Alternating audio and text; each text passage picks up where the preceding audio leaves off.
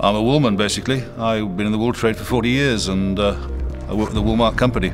It's in the blood. Wool has fallen in consumption globally for the last 40 years to the detriment of the environment. It's been replaced by chemical fibre-based fabrics which don't rot in landfill, which linger in landfill. I think sometimes someone put two 42 sweaters into a washing machine and they came out as 36. And that's a disaster, that's a perceptual disaster. We need to assure people that they can actually put the knitwear, mainly, into a washing machine and it will come out in a better state and not a worse state.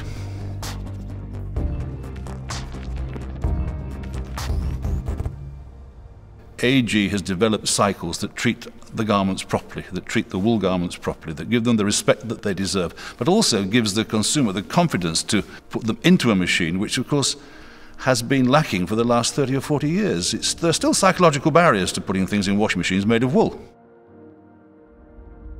Washing wool gently means you eliminate all the problems of shrinkage.